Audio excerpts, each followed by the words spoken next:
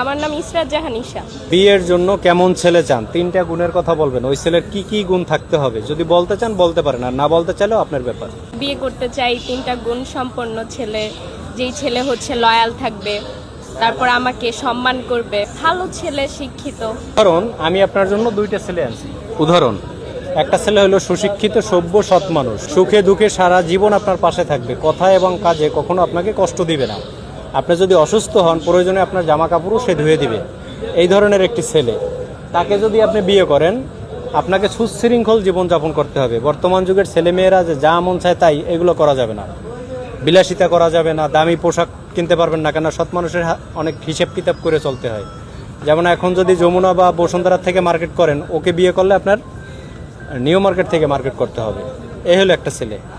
আর একটা ছেলে আছে, তার কাছে সব কিছু আছে, চেহারা, শিক্ষা, বিদ্যা, টাকা পয়সা, কোনো কিছুর অভাব নাই। তার সব কিছু আছে, কিন্তু তার চরিত্র হলো বর্তমান যুগের ছেলে মেয়েদের মতো। এখন কোন ছেলেটাকে আপনি বিয়ে করবেন? আমি প্রথম জনকে বিয়ে করব, যেখানে লয়ালটি নাই, অন্য মেয়েদের সাথে সে ঘুরবে ফিরবে, সেটা তো আমার ভালো লাগবে না। আর মেয়েরা এরকমের যে তার পার্টনারের সাথে 2000 বছরের পুরাতন নারীর হারও সহ্য করতে পারে না।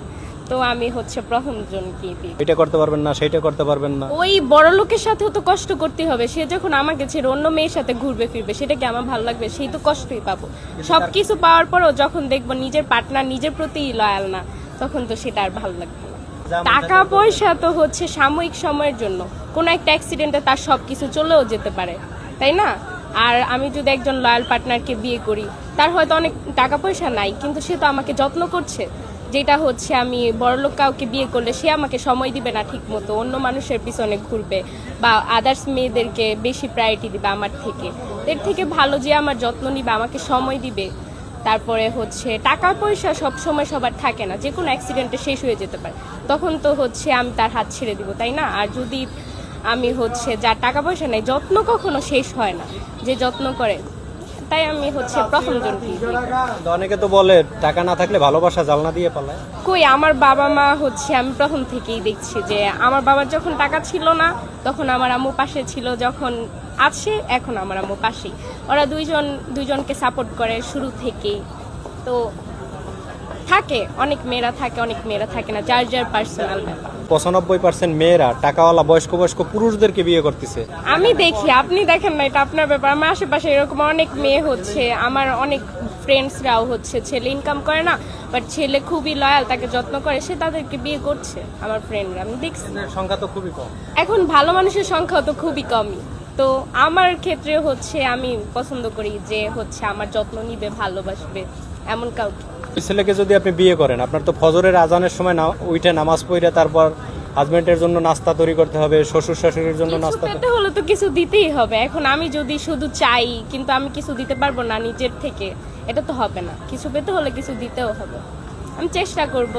বিনিময়ে পাবেন একজন সৎ চরিত্রবান হাজবেন্ড। হ্যাঁ, যে আমার পাশে সারা জীবন থাকবে। এখন আমি একটা বড়লোক ছেলেকে বিয়ে করলাম, সে আমার পাশে থাকলো না, আমাকে ঠিক মতো সময়ই দেয় না, এমন কাউকে বিয়ে করে কি লাভ? আমি কি টাকার সাথে সংসার করব? টাকা পাবেন, স্বর্ণ গয়না, দামি পোশাক। টাকা কি কখনো লাইফ পার্টনার হয়? বর্তমান যুগের মেয়েরা তো এটাই চাচ্ছে। বর্তমান যুগে এটা আপনার ভুল ধারণা, সব মেয়েরা চায় না। 90-95% মেয়েরা চাচ্ছে।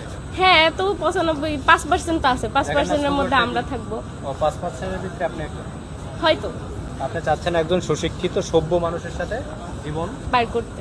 অসৎ মানুষের সাথে রাজপ্রাসাদে থাকলেও শান্তি নেই, এরকম? অবশ্যই নেই। রাজপ্রাসাদ সারা জীবন থাকে না, বসে খেলে রাজার ভান্ডারও ফুরায় যায়। যে কোনো অ্যাক্সিডেন্ট হতেই পারে। আমি এই শপিং মলের মালিককে বিয়ে করলাম, কোন একটা কারণে এই শপিং মলে আগুন লেগে সব শেষ হয়ে গেল, তখন কি আমি ওর হাত ছেড়ে দিব? তাহলে তো আমার আবার আরেকটা বিয়ে করতে হবে, তাই না? আপনি একটা মানুষকে বিয়ে করার আগে আপনার সবার আগে দেখতে হবে সেই মানুষটা আপনার মনের মতো কিনা। এখন আপনি সৎ চরিত্রের মানুষ, আপনি বিয়ের সময় বিয়ে করলেন একজন অসৎ চরিত্রের, অনেক বেশি সুন্দর বাট অসৎ চরিত্রে, আপনি জেনে শুনেও তাকে বিয়ে করছেন। এখন ভুল তো আপনার আগে দেখতে হবে তার মন মানসিকতার সাথে আপনার মিলে কিনা, সে কি চায়, আপনি কি চান। যদি ভাইব ম্যাচ খায় তারপর বিয়ে করা উচিত। ম্যাক্সিমামই ডিভোর্স হয়ে যায় এই কারণেই যে আমরা আগে দুইজনের কে প্রায়োরিটি দেই না, বা জানার চেষ্টা করি না সে কি চায়, আমি কি চাই। আগে বিয়ে করার আগে আমাদের ডিসকাস করা উচিত যে সে কি চায়, আমি কি চাই, অ্যান্ড যখন মিলবে তাহলেই বিয়ে করা উচিত। আপনি অসৎ চরিত্রে বিয়ে করছেন সৎ চরিত্রে, অবশ্যই আপনাদের মিলবে না। দুইজন এক হতে হবে, এক রকমের।